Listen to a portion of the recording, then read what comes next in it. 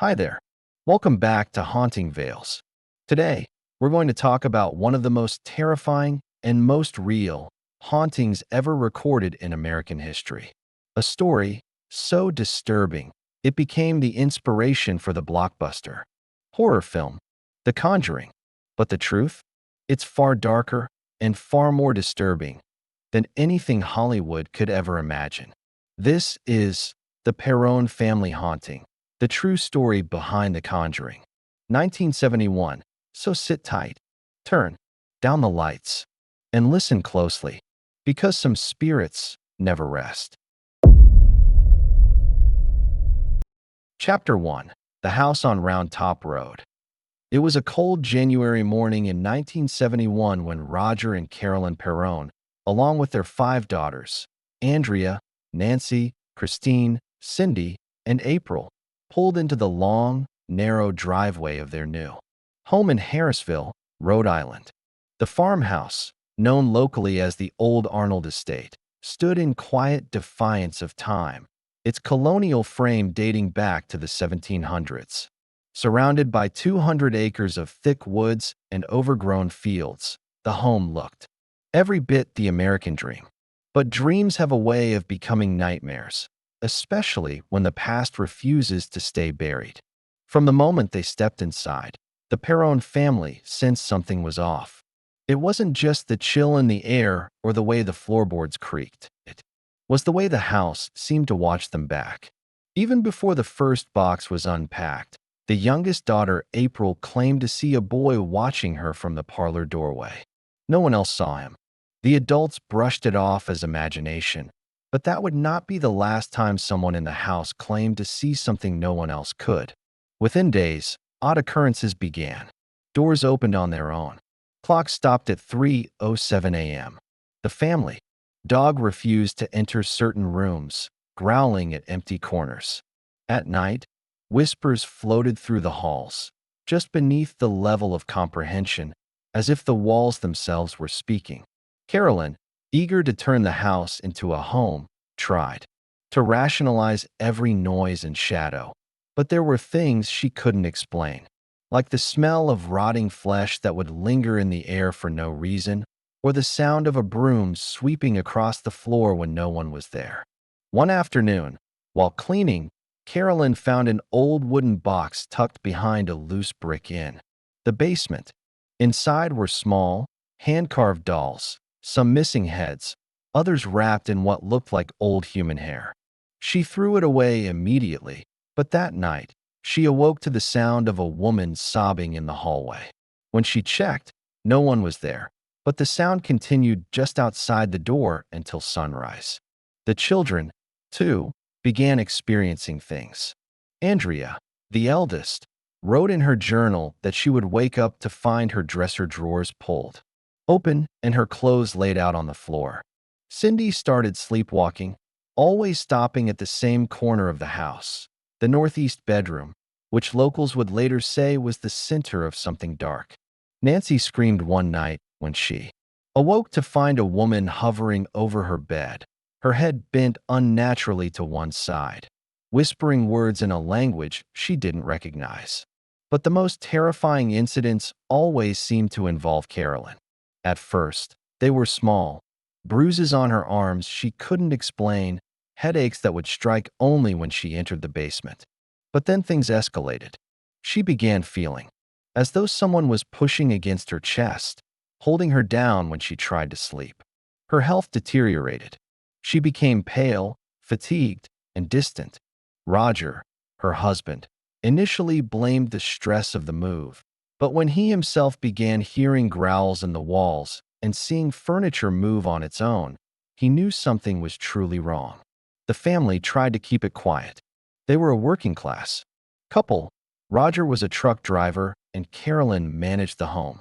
There was no room for hysteria, but the house wasn't giving them a choice. Friends stopped visiting. Neighbors kept their distance, and local lore began to surface. According to town records and whispers from longtime residents, the house had a long, violent history. Multiple suicides, murders, children drowned in nearby creeks. Women who went mad and hung themselves in the barn. And then there was one name that kept surfacing, Bathsheba Sherman. A woman accused of witchcraft in the mid-1800s, Bathsheba was said to have lived on the property. Legend claimed she sacrificed her own infant son to Satan and cursed the land before hanging herself from a tree in the backyard. Though historical records of these events were thin, what mattered more was the feeling, a presence that grew stronger with each passing day. The Perrons were no longer merely guests in the house. They were targets.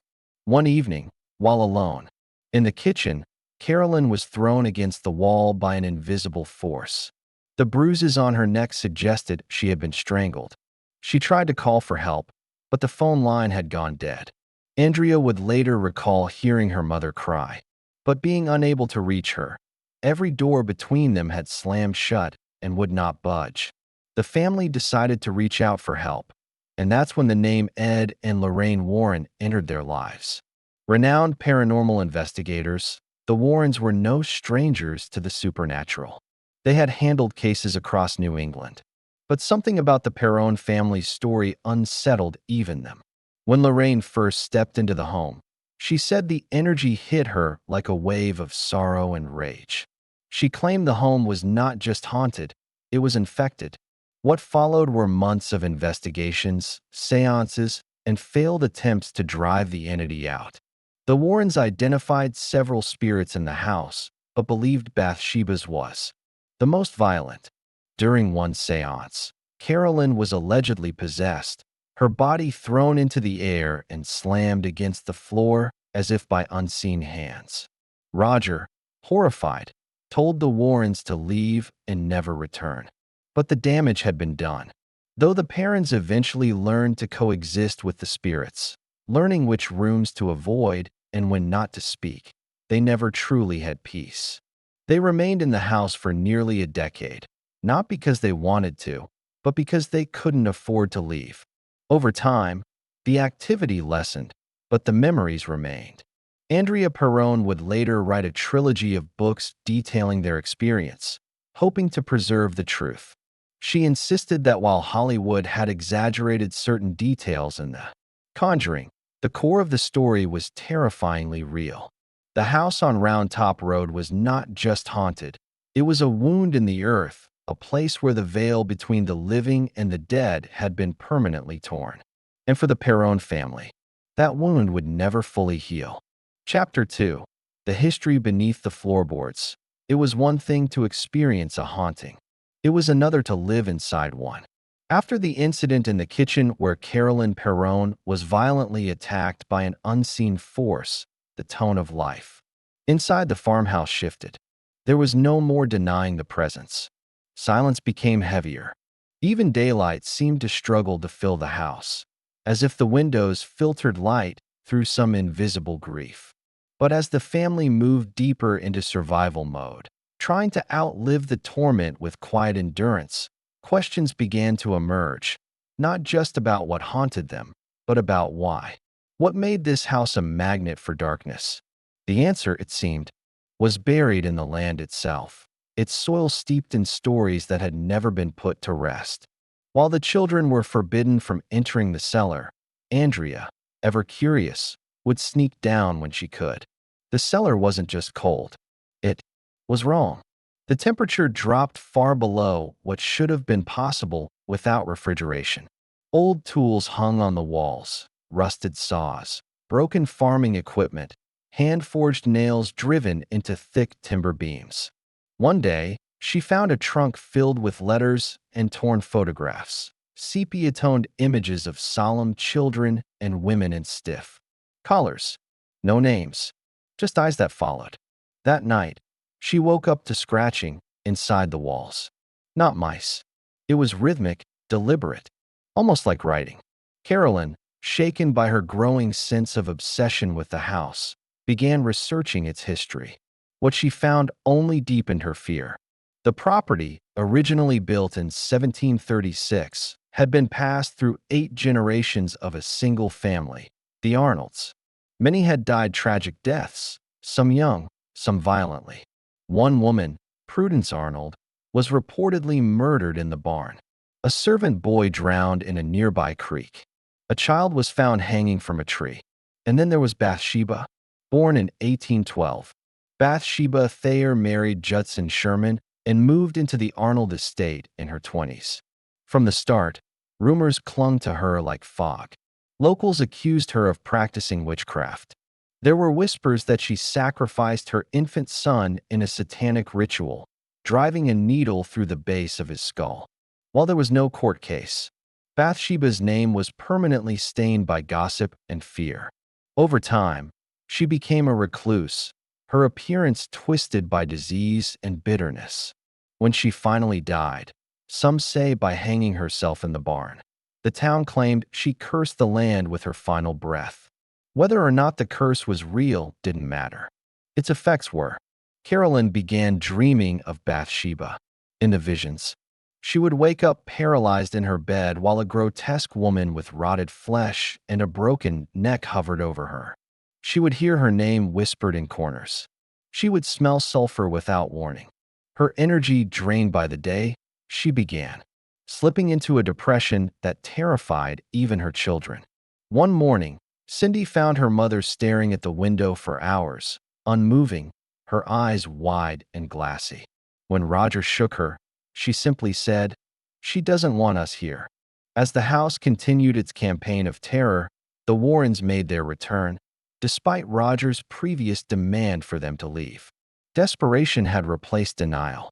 This time, Ed and Lorraine brought with them a small team of researchers, tape recorders, and cameras. But electronic devices failed frequently in the home. Batteries drained in minutes. Tape warped. Photographs developed with black blotches where faces should have been. Lorraine, a clairvoyant, walked the property alone before sunset. When she returned, she was trembling. She told Carolyn, "There is a darkness attached to this land. Not just the house. It's in the soil. The trees remember." Ed believed that while multiple spirits occupied the home, some harmless, others malicious, Bathsheba's presence was dominant and territorial. During interviews, each of the daughters described different spirits: a boy who played with April, a soldier in the hallway, a woman who smelled of roses. But Bathsheba was the constant thread, bitter, angry, and most active around Carolyn. Lorraine believed that Bathsheba saw Carolyn as a threat to her dominion, that she was trying to weaken her, possess her, or worse, drive her to suicide, just as she had done to others before. One of the most chilling nights came shortly after that session. The family was gathered in the living room when a putrid stench filled the air. It smelled of death, sweet, metallic, and foul. Moments later, a black mist formed in the corner of the ceiling and slowly descended. Lights flickered.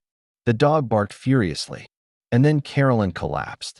She began to convulse violently, her eyes rolling back, her body twisting unnaturally. The children screamed as Roger held her, demanding she wake up. When she came to, she didn't remember anything, but for hours afterward, she would not speak. Her hands trembled uncontrollably. The Warrens believed the house was amplifying Bathsheba's energy, feeding off the fear and chaos. They proposed a seance, not to cleanse the house, but to communicate, to gain leverage over the entity. Roger was hesitant. Carolyn, desperate, agreed. On the night of the seance, they set up in the dining room, closing every curtain and lighting. Only a single candle. Lorraine led the session, murmuring prayers and invitations for the spirit to speak. For several minutes, nothing happened. Then the temperature dropped sharply. The candle flickered and went out. A loud crash came from the kitchen, though no one had moved. And then Carolyn screamed. Her body lifted several inches from the chair and slammed back down. Her mouth opened in a silent scream as her arms flailed violently, striking the table. The team tried to restrain her, but an invisible force seemed to pull her backwards, dragging the chair across the floor until it tipped over. When it was over, she lay unconscious, her lips cracked, her eyes swollen. Lorraine begged Ed to stop the session. He did. But something had already been unleashed. That night, the activity reached a fever pitch. Doors banged open and shut. Objects hurled themselves from shelves. The children huddled in one room while Roger held his wife in the hallway, repeating her name over and over. But she wouldn't answer. When the sun finally rose, silence returned, but it wasn't peace. It was exhaustion. The next morning, Ed and Lorraine left the house, promising to return with more help. But Roger, furious and terrified, forbid them from ever stepping foot inside again. He believed they had made things worse, and perhaps they had. For the weeks that followed, Carolyn remained distant. She barely spoke. She slept in short, disturbed cycles.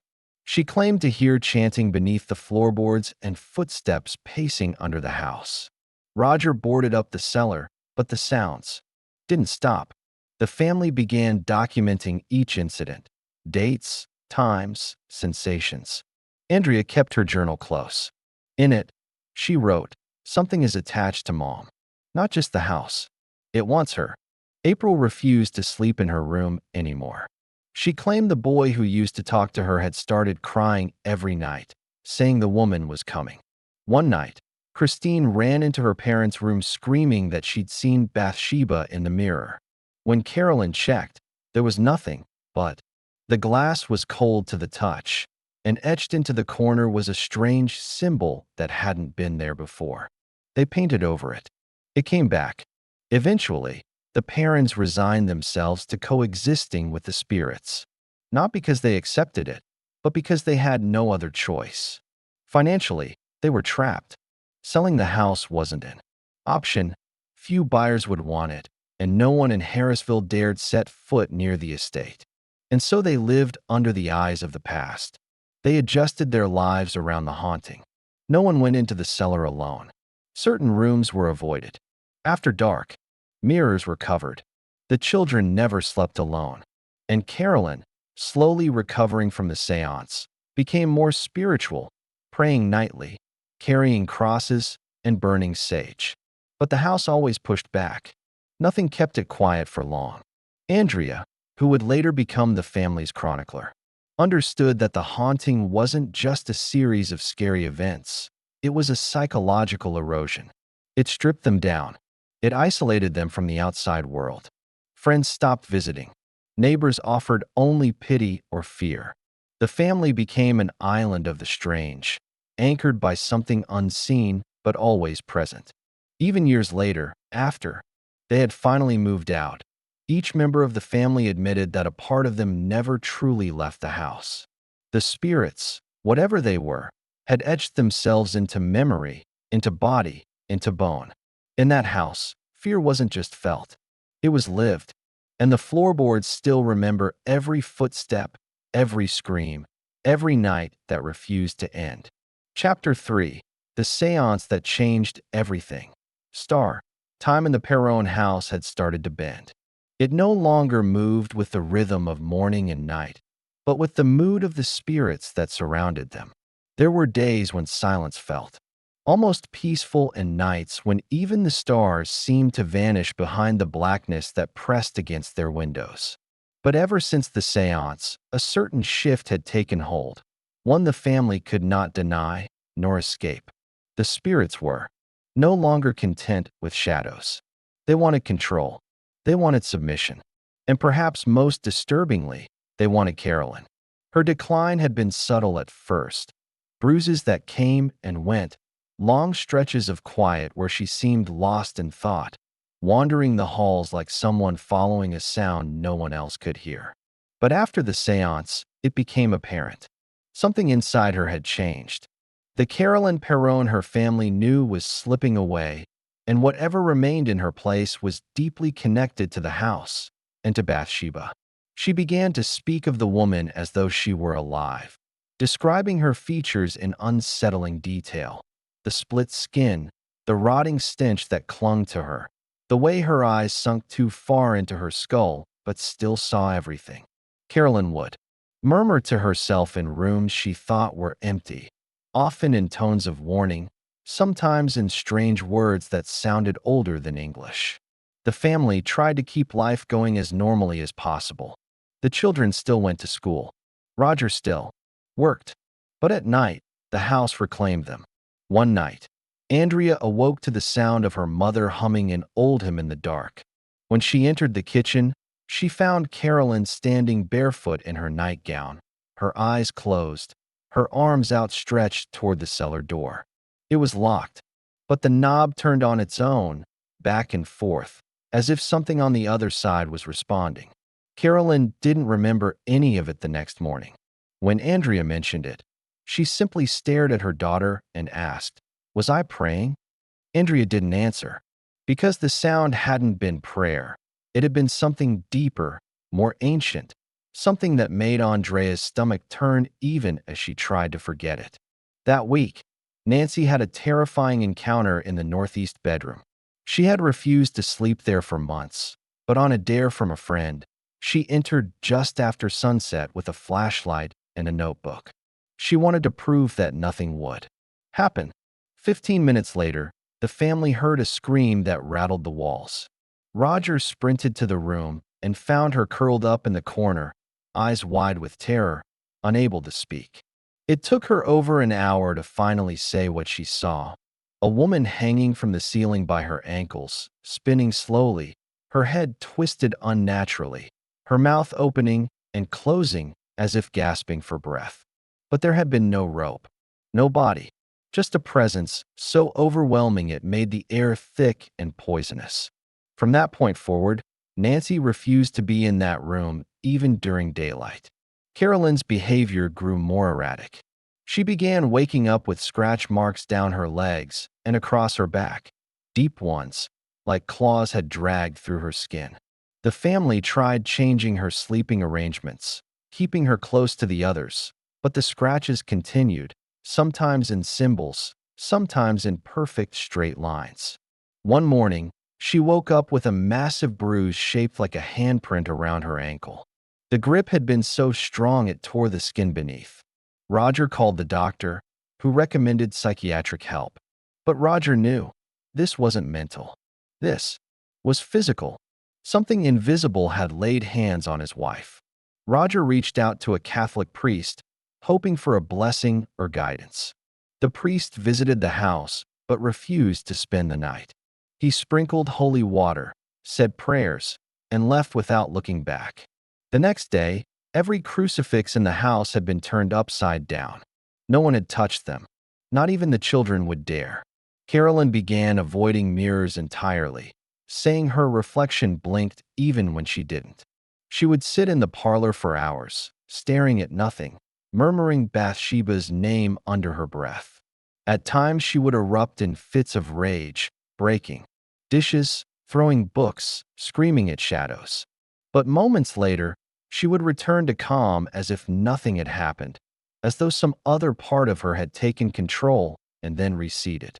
Andrea tried documenting these events in her journal, but even her words couldn't capture the dread that had begun to possess the family.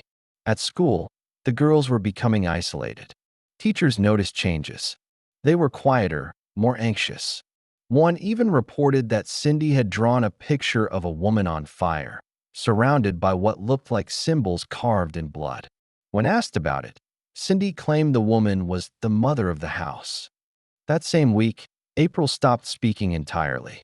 She carried the old music box with her everywhere, winding it slowly, even when no music played. She said the boy had told her the box kept her safe.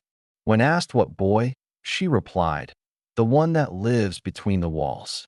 Lorraine Warren, still deeply disturbed by what she had witnessed during the seance, sent a warning through one of her colleagues, a medium who had visited the house once, briefly. The message was clear. If they stayed much longer, the house would take someone. It wasn't just haunted anymore, it was predatory. It was feeding. Roger, bound by finances and now fear, tried everything to protect his family. He started sleeping by the front door with a shotgun, not knowing what good it would do. He nailed shut the cellar door, only for it to be found open the next morning, untouched by tool or human hand. Lights flickered. Shadows stretched too long. Cold spots followed them through the halls like invisible leeches. The house no longer felt like a home. It felt like a mind, alive and watching. Then, one night, Carolyn vanished. It was during a particularly violent thunderstorm. The power had gone out. The children were gathered in the living room with candles while Roger searched for a radio in the bedroom. When he returned, Carolyn was gone. They searched the entire house, screaming her name. Every room, every closet. They checked the attic, the barn, the yard. Nothing. And then, from beneath the floorboards, they heard humming. The same hymn Carolyn had sung weeks earlier. Roger pried open the cellar door with a crowbar. The moment it creaked open, the air shifted. A suffocating stench of rot poured out. He descended the steps with a flashlight and found her. Sitting on the dirt floor in a white nightgown, barefoot, her arms covered in fresh scratches, humming softly, her eyes locked on a corner of the cellar where nothing stood. When Roger touched her shoulder, she turned slowly and whispered, "She's almost ready." He carried her upstairs. She did not resist. She did not speak again until morning. When she did, she didn't remember anything. That moment broke something in Roger. He knew they had to leave, no matter the cost. But even then, the house resisted. For weeks, every time they packed boxes, objects went missing. Keys vanished. Tires were slashed. Bank paperwork mysteriously disappeared. It was as if the house itself was sabotaging their escape. Eventually, by 1980, they managed to leave, but the scars remained. The Perron family never returned to the old Arnold estate. And yet, each of them, especially Carolyn, carried pieces of it with them. Decades later, Andrea Perron would write that her mother never fully recovered. That even in peace, she would flinch at sudden noises, talk in her sleep, and sometimes still look into mirrors with fear. The seance had changed something fundamental. It had cracked the boundary between worlds. And once opened, that door could never be fully closed. The spirits of Round Top Road were never laid to rest. They simply faded into the walls, waiting for the next voice, the next fear, the next family. Chapter 4. What Lurks in Silence. Long after the Perron family left the house on Round Top Road, the echoes of their torment followed them. Not like stories you tell at night, but like shadows that learn your name. The violent activity may have ended the moment they stepped off that cursed land, but what they carried with them couldn't be boxed up and left behind. It wasn't just trauma. It wasn't just fear. It was an imprint, something ancient, something aware, something that knew them now. Like the house had branded each soul with a signature, marking them not as survivors, but as witnesses. Life moved on, but the air never quite cleared. Carolyn Perron, once vibrant and warm, became quieter, more withdrawn.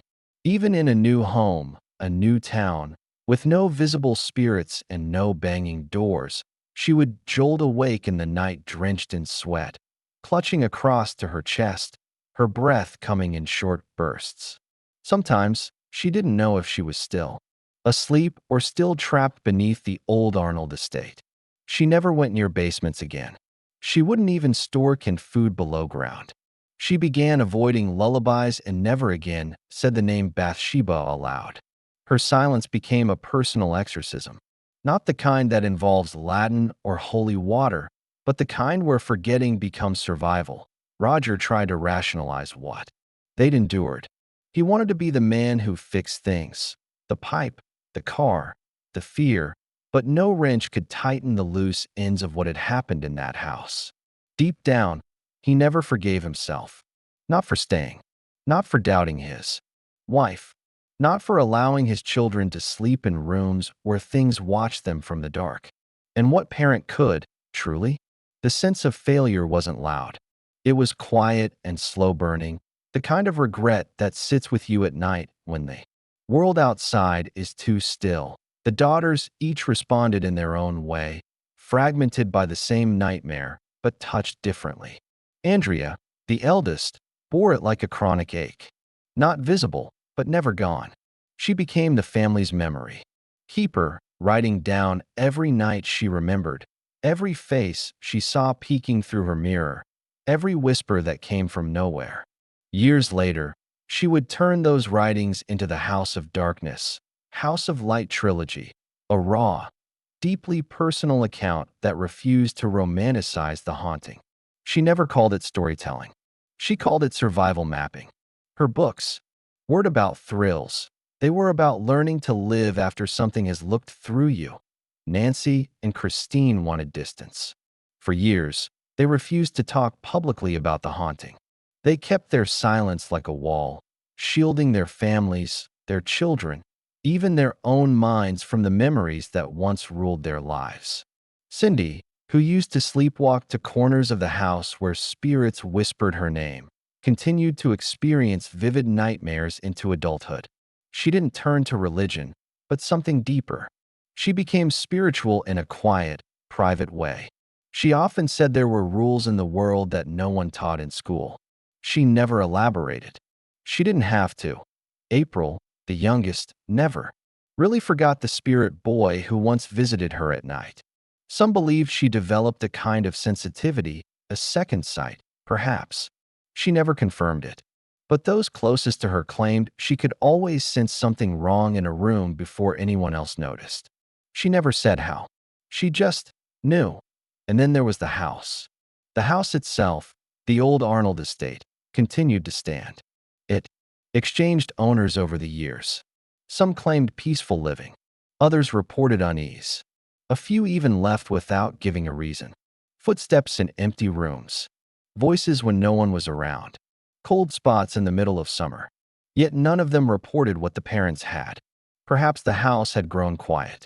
Or maybe it was simply patient, waiting for the next soul with the right kind of fear. Because that's the thing about places. Like that, they don't forget. They wait. And when the time is right, they remembered in 2013, when The Conjuring hit theaters, the Perron haunting exploded into the public eye. But what audiences saw, the flying furniture, the dramatic exorcism scenes, was only part of the truth. Andrea often said the real horror wasn't in what the film showed. It was what it left out. The slow breakdown of trust. The growing silence between family members. The nights where something stood by your bed and didn't speak, just stared. The kind of fear that doesn't scream, it whispers. It drips into your chest like water, drop by drop, until you realize you've been drowning the whole time.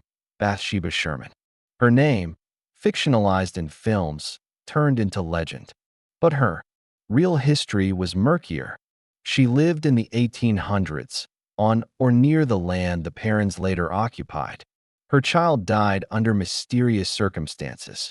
Whispers of witchcraft and ritual sacrifice floated through time, though nothing was ever proven. But sometimes fear doesn't wait for evidence. It only needs a story. And if spirits are born of emotion, then Bathsheba had all the fuel she needed. Centuries of pain, rumor, death. The land itself, older than the nation that claimed it, had soaked up blood long before. The first brick of the house was laid. Native American displacement. Colonial violence. Generations of mourning. The Perrons didn't just move into a haunted house. They moved into a wound. Skeptics, of course, have tried to explain it. Sleep paralysis.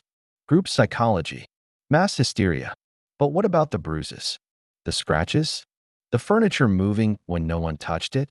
What about the hours Carolyn went missing and was found sitting in the dark, whispering names no one in the family recognized?